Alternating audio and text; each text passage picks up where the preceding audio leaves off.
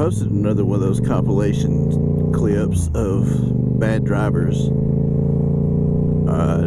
or 4 days ago, I guess, and it got picked up by 2 of the bigger channels that show the road rage compilation videos and whatnot on YouTube.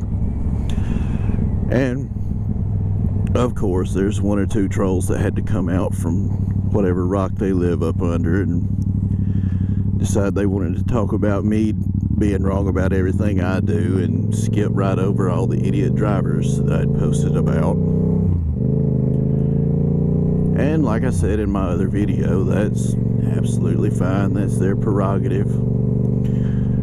I know most of them are just doing it trying to get a rise out of somebody, because evidently they don't have anything better to do than argue with strangers on the internet.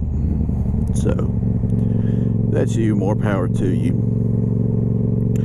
But I'm going to keep making those clips, and for the foreseeable future at least, I'm going to keep letting the compilation video channels show them, because along with those trolley type people, I also get some really good people that watch and want to come to my channel and get in the comments and talk about things and have a good time. And I'm going to shout out G Money Rides right now, because we had a good long conversation in the comments last night. He's got the same bike I have, except his is blue, same year model and everything. And we started talking about the mods that we've done to both of ours. He did a lot of the things that I had planned on doing or wanted to do to mine, but the budget for that was going to get a little bit higher than what I wanted to put into this. So there's a couple of options I cheaped out on. And some of it wasn't just the money, it was parts availability. I mean, especially things like crash protection for the bike.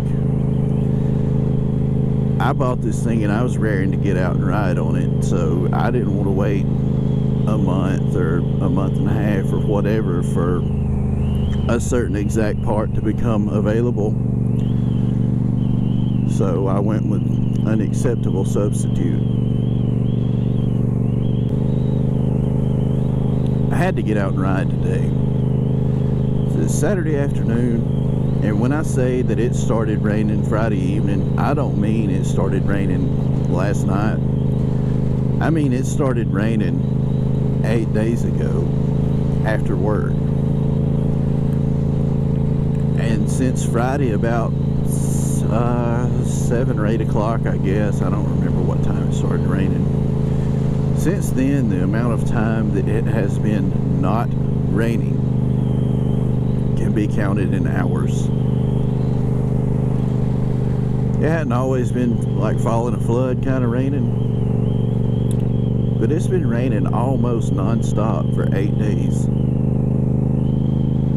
And I woke up this morning and it finally stopped raining and stayed stopped long enough for the road to dry out. I mean, look, obviously the road's not dry, but in some spots there's a dry track to ride in at the very least. My main concern now is don't get excited and run over that road stripe, especially while I'm turning, because when those things are damp they get slick. And I did it one time in the middle of a turn. I swung out just a little bit wide and got my rear tire on that stripe when it was a little bit damp, and the tires started trying to slide out from under the bike. Wasn't much of a big deal, because as soon as I got clear of the painted stripe, it caught traction back and it stood on back up like it was supposed to. And it really didn't slide out too far. It was just enough for me to notice and make me nervous and kind of wake me up a little bit. Kind of like one of them, hey, you need to calm down just a little bit kind of deals.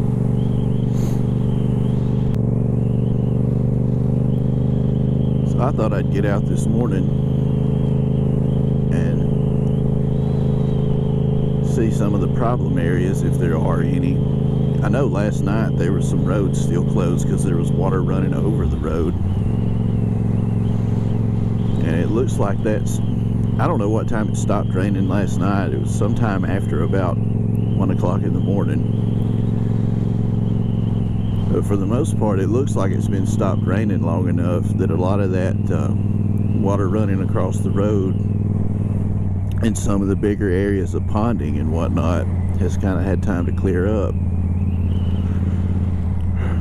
But it's going to rain again tonight. They're saying we might even have a little bit of severe weather later on, which I hope we miss. As much as we don't need any more rain, we really don't need rain with a high wind attached to it. So the ground's so wet right now, the dirt's soft around all these tree roots, and when it gets this wet and this soft and we get a little bit of wind come through, we start getting big trees down. And it don't even have to be a whole lot of wind, not like tornadoes coming through when you usually get our tree damage down here. I'm talking 15-20 mile an hour winds with gusts up to, you know, whatever, 25-30.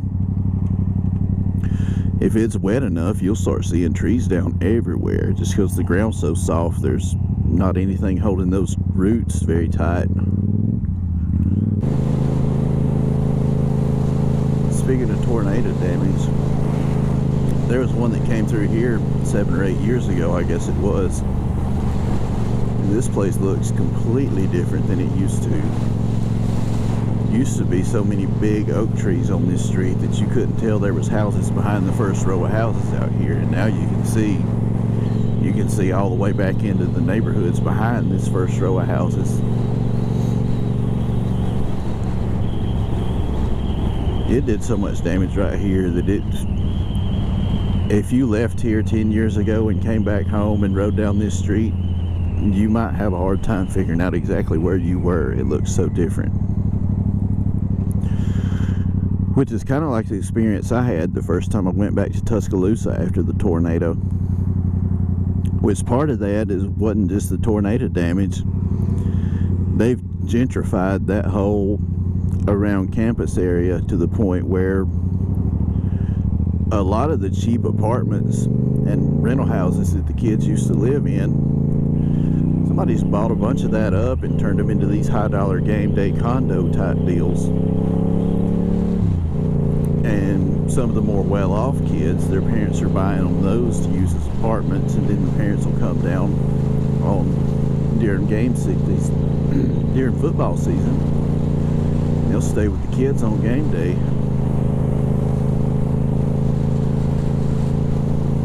And the university's added on a lot right around the edge of campus. But between all the trees that used to be there that are missing now, and all the new buildings and all the renovation that's going on, I have a hard time figuring out where I'm going when I go down there to visit.